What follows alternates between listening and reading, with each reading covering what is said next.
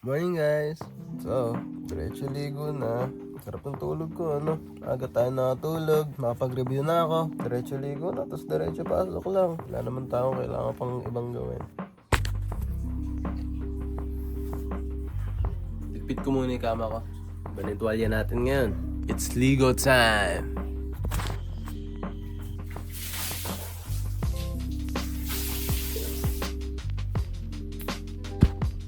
Hi guys!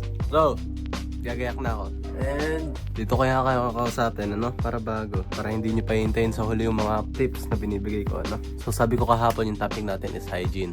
And let me give you a tutorial kung paano magkaroon ng proper hygiene bilang lalaki, no? Also on how to smell so good. Alright, let's go.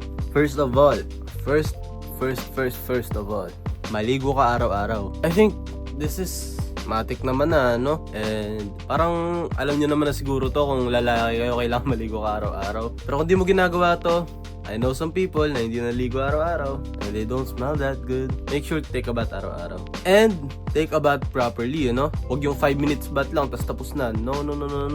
Proper bath, okay? Yung ma-scrub mo talaga yung buong katawan mo, yung matino, ano? Next is kung over the age of 12 ka na, no? Use a deodorant. Hindi yung amoy puto ka kung saan ka magpunta, no? Use a deodorant, no? It's very important bilang lalaki, no? Kaya tawas, ganun, just anything to kill the smell, use it.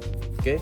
Next is always bring panyo, no? Magpanyo ka lagi, magdala ka lagi panyo. Pamunas ng pawis, kung may ubo ka, yung ubuhan mo, no? Para di ka sa lahula. Okay? So basically, yung panyo, tukwari, in the middle of the day, paili ka na, pwede ka magilamos, tapos may pamunas kang panyo. So basically, parang pang-hygiene talaga siya, no? Next is have a skincare routine. So, unti lang na may kailangan nyo, to be honest with you. Kung wala kang acne, ganun, kung wala kang hinihil, na skin sickness, or anything, ang kailangan mo lang ay cleanser. Yung ginagamit ko dating cleanser or sabon sa mukha is Kojic.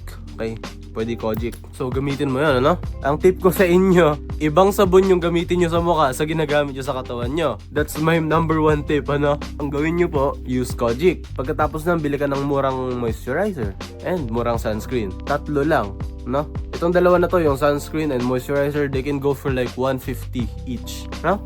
May mga magaganda na dyan na 150, 300 na magagamit mo na for a long time. Tingin ka lang sa Watson, ano? Having a skincare is not like feminine, you know? It's just taking care of yourself, looking better. This is my skin a year ago. 1 year ago, I look like this. You know, sabi ko nga sa'yo, kung pangit ka, hindi ka i-respeto, kaya magpapogi ka. Pagkatapos ng lahat ng yan, maligo ka maayos, makapag-skincare ka, gagawin mo na is pabango. Pwede ka bumili ng magandang pabango for 1,000 plus, no? 1,000. Pero, ano, meron din naman mga magaganda dyan sa Shopee. Isa sa i-recommend ko sa Shopee is Enzo Scents. Kung mataas yung budget mo, pumunta ka sa kay JP Fragrance Shop. Okay, punta kayo sa dalawa na yun. Enzo Scents, nagpo-provide siya ng mga clones, ano? Tapos si JP Fragrance Shop, nagpo-provide naman siya ng mga original perfumes. Yung kay Enzo Scents, yung price range niya is from 100 to 400 yata. And for JP Fragrance, depende po sa perfume, no? Pero that's ranging from like 3,000 to 7,000. And I always buy from JP Fragrance, pero meron akong perfume dito na Enzo Scents. And I can tell you, it lasts long. Basta yung tip ko dito, the point is, use a perfume. Any kind of perfume, just use one.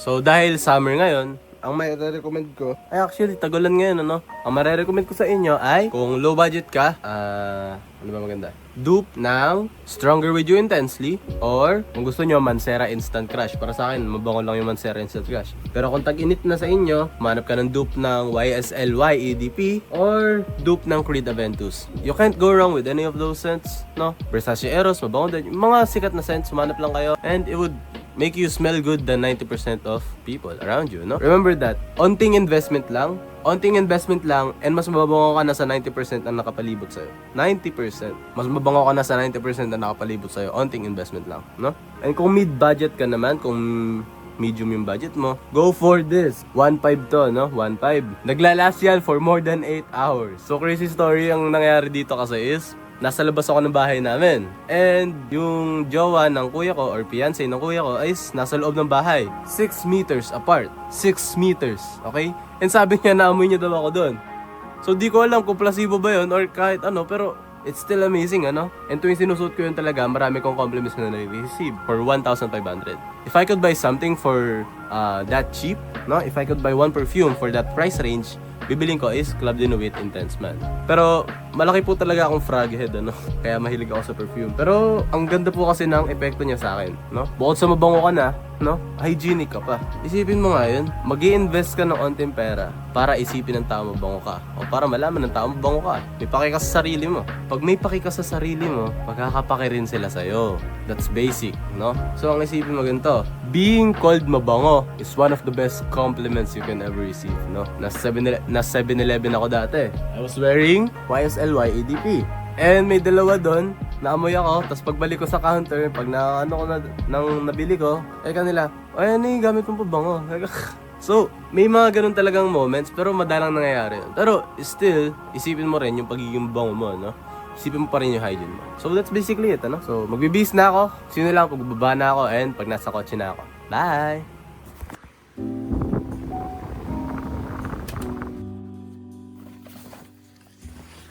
Bag reviewer.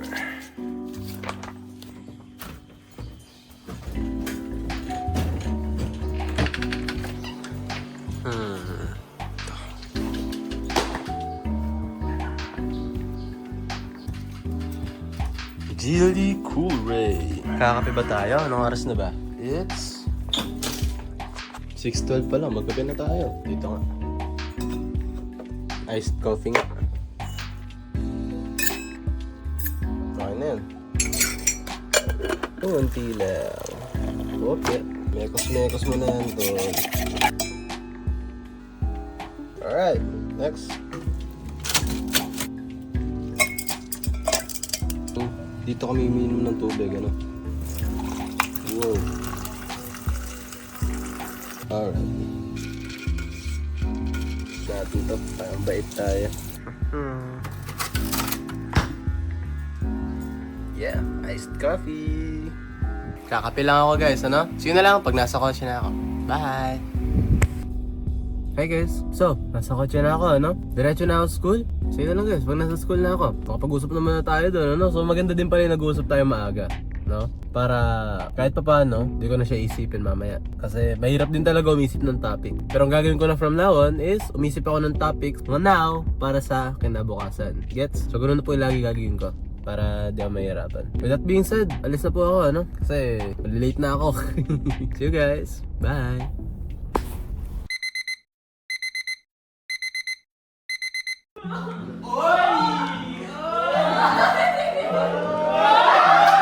Hi guys! Pauwi na po ako, no? At di po muna ako magbaboxing. Ang tekniko po ngayon, bukas tsaka ngayon di muna ako mag-exercise or boxing. Kasi sa Friday may sparring. Isi-save ko yung strength ko, no? Papagaling ako kasi hindi pa rin talaga ako totally magaling. May sipon na tubo pa rin ako, no? Pero di na ako nakakaramdam ng lagnat, gano'n. Isi-save ko po yung strength ko para malakas na malakas tayo sa Friday, no? Ensayo ako sa bahay, gano'n. Mga unting-unting shadow boxing. Pero other than that, pahinga po muna ako. Gagawin ko sa bahay mamaya. Gagawa ulit ako reviewer, ano? Puro quiz po talaga kami ngayong week na to. Yun lang guys, ano? Si mamaya sa bahay. Yun na muna yung pag-usapan natin ngayon. Basta pag uwi ko, gawa reviewer. Pero kung matutulog ako kasi di naman gano'n kasi may pakaramdam ko. Gawa reviewer, tapos review onte siguro. Review onte, tulog, kain, gano'n, ano? See you na lang guys mamaya. Bye! Hello guys, nakauwi na ako. And medyo madilim dito, no? Pero ganoon talaga kasi nasa parking na ako. So once again, baka matulog ulit ako, no? Ganoon naman lagi yung process natin pag may sakit ako, no? Sana hindi ako madalas magkasakit na tulad ng ganito. Po kasi season na lagi ako nagkakasakit, ano? Mga July to October, ganyan po talaga yung season ng sakit ko. Kita-kits na lang tayo guys pag nasa bahay na ako kumakain, no? Bye! Okay guys, yan yung ulam ko. Medyo nahimay ko na yung hindi ko na makalimutan mag-video. Yan yung ulam ko ngayon. Tilapia, toyo, kanin. That's it. See you guys mamaya. Bye.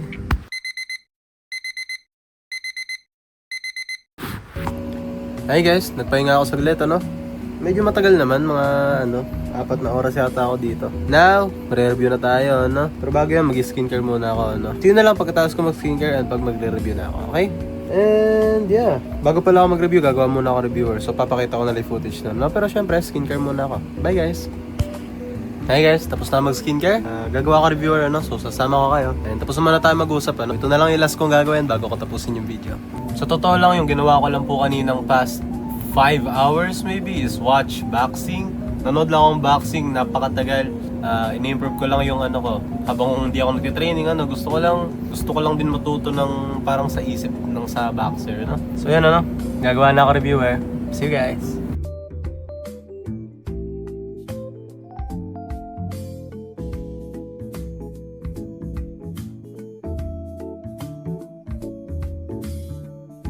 Dito ko natatapusin yung video. Marami pa akong gagawin, sobrang dami pa. Hindi ko lang kung ma-edit ko nga itong video na to, sobrang dami kong gagawin. So mali ko rin, ano, nag-procrastinate ako, nanood lang ako, hindi ko nare-realize at di ko man lang iniisip. Ang dami ko pa palang gagawin. So gagawa pa ako assignment, gagawa pa ako ng ano, magre-review pa ako, 2 subject. So medyo busy week tayo ngayon, ano. Pero tatry ko pa rin, no, na maging consistent. Of course, hindi pala itatry, magiging consistent pa rin ako, ano. So yun guys, yun na lang tomorrow. And bye-bye!